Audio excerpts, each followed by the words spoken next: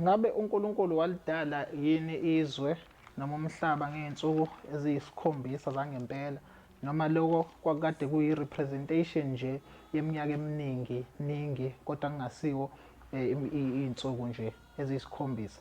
Into yokuqala engifuna ukuyikhomba ukuthi lo mbuzo uvela kakhulu kubantu abama-naturalist, and abantu abama-naturalist abantu abakholelwa ukuthi yonke into eyenzakalayo emhlabeni yenzeka ngenxa yama-processes esikwazi ukuwa-understanda, and izinto esikwazi ukuyi-rationalize, asikwazi ukuyi-investigate sibone ukuthi zenzeka kanjani. Ngaleyo ndlela ayikho into eba umangaliso, ayikho into eyenzeka njenge-intervention kaNkulunkulu la uNkulunkulu esuka khona ephula imithetho esiyijwayele thina e-natural.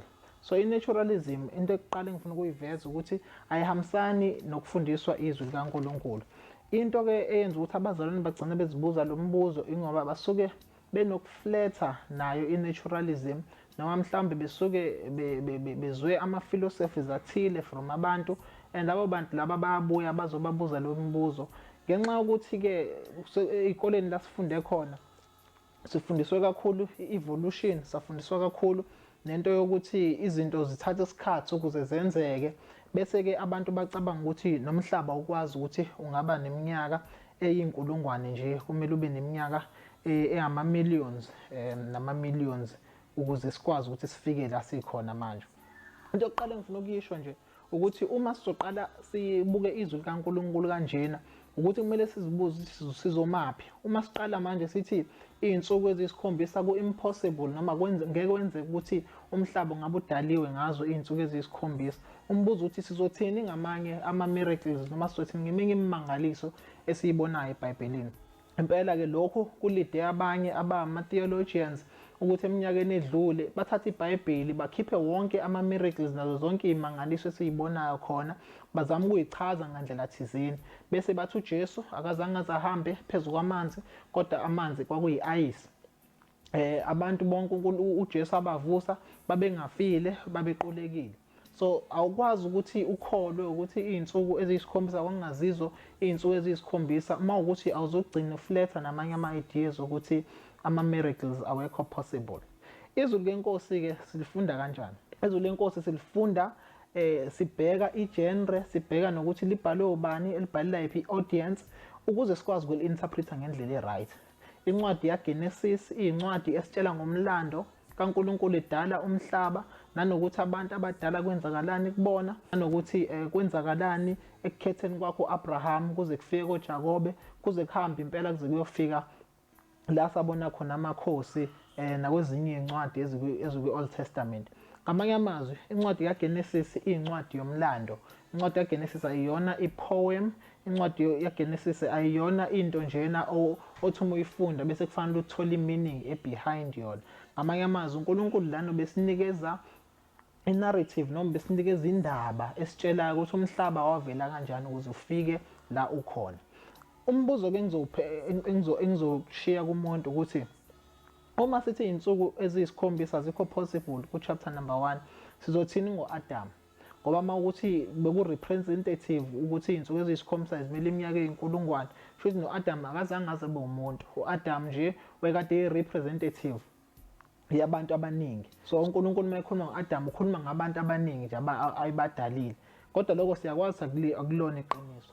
Uma sizovumelana ngalokho sizofika sithini ngoMoses? Ngabe uMoses wayewumuntu ngempela noma uMoses wayerepresent abantu bathize abekade beyiqembu beyolwa noFaro? Lokho kuthatha yonke indaba eku-Old Testament ukuyenza into nje i-speculation esingakwazi siphikisane ngayo. Kodwa kufuneka ukuthi izwi likaNkulunkulu silithathe njengani? Njengayona into uNkulunkulu asinikezile yona neyiqiniso. Lithini-ke izwi lenkosi? Lithi uNkulunkulu wadala izulu nomhlaba ekuqaleni, bese lithi kwakade kugcwele utwa kumnyama emhlabeni, uNkulunkulu wasehlukanisa iland, wahlukanisa namanzi. Bese lithini izwi lenkosi lokho liphindile lithi kwaba ukusa, kwaba usuku lokuqala, kwaba ukusa, kwaba usuku lwesibili, kwaba ukusa, kwaba usuku lwesithathu. So lonke kuyasikhombisa ngempela ukuthi uNkulunkulu usebenzisa i-deliberate language uma ekhuluma ngosuku, because usuku luyini? Lu-24 hours, and u-24 hours ngempela uqhamuka make kwahla bese kwaba usuku. Nansi-ke inkinga evelayo uma sithi iy'nsuku lezi uNkulunkulu akhuluma ngazo eziyisikhombisa kwakungazisizwe iy'nsuku eziyisikhombisa, futhi kufuneka sithi futhi uNkulunkulu waphumula iy'nkulungwane zey'nkulungwane zeminyaka, ngoba siyathola khona futhi kuGenesis chapter number 1 ukuthi uNkulunkulu emva kokuthi esedalile konke ngosuku lwesikhombisa wenze njani? Waphumula. Uma kuwukuthi usuku lusho iy'nkulungwane zey'nkulungwane zeminyaka, kusho ukuthi uNkulunkulu waphumula iy'nkulungwane zey'nkulungwane zeminyaka, ngoba siyathola khona futhi kuGenesis chapter number 1 ukuthi uNkulunkulu emva kokuthi esedalile konke ngosuku lwesikhombisa wenze njani? Waphumula. Lokho kusinikeza inkinga enkulu ukuthi uma ukuthi uNkulunkulu waphumula iy'nkulungwane zey'nkulungwane zeminyaka, kwasala kwenzakalani ngosuku lwesikhombisa?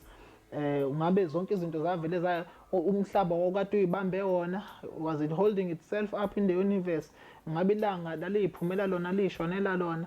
Ngoba uNkulunkulu lithi izwi lenkosi uyena obambile umhlaba, uyena futhi owenza ilanga liphume, owenza ilanga futhi lishone. So sinenkinga uma sizokholwa ukuthi umhlaba wadalwa hhayi ngey'nsuku eziyisikhombisa kodwa ngey'nsuku zey'nkulungwane zeminyaka. Njengoba sengikukhombisile-ke, zimbili iy'nkinga ey'khona la. Inkinga yokuqala ukuthi uma sizokholwa kanje kufanele sithathe i-naturalism yonke, si-exclude wonke ama-miracles akhona eBhayibhelini. Uma si-exclude wonke ama-miracles akhona eBhayibhelini, sisala nani? Sisala nje nencwadi yomlando ey'fanela nezinye iy'ncwadi engenayo i-divine inspiration. Okwesibili, uNkulunkulu akaveli njengoNkulunkulu uqobo lwakhe, ngoba uma ukuthi kwathatha iy'nkulungwane zey'nkulungwane zeminyaka ukuthi enze izinto azenzile, then lokho kusho ukuthi uNkulunkulu akanawo amandla okudala izinto in an instant, noma idala izinto zivele ngesikhathi athi ayivele ngazo. Kodwa siyamazi uNkulunkulu, lithi izwi lenkosi wakhuluma kwenzeka, okusho ukuthi lokho kuyamkhombisa ukuthi uNkulunkulu unamandla kanjani. Akadinganga ukuthi arelaye kwiy'nkulungwane zeminyaka zezinto yidevelopha zize yigcine yifike la zikhona. So senze njani ngale text? Siyifunde njengoba injalo, siyiqonde njengoba injalo, siyi-understande njengoba injalo. Uma lithi izwi lenkosi kwaba ukuhlwa, kwaba usuku lokuqala, sikuthatha lokho ukuthi kwaba ukuhlwa, kwaba usuku lokuqala. Kwaba ukuhlwa, kwaba usuku lwesibili, kwaba ukuhlwa, kwaba usuku lwesibili ngempela.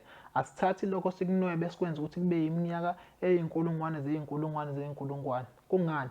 Ingoba ayikho into ezwini lenkosi esinikeza lelo lungelo, ayikho into exegetical uma sifunda la mazwi esenza ukuthi sikwazi ukuthi siconclude kanjalo, conclusively futhi sikwazi ukuthi sibe neqiniso. So uNkulunkulu wadala umhlaba ngey'nsuku eziyisikhombisa njengokusho kwemibhalo.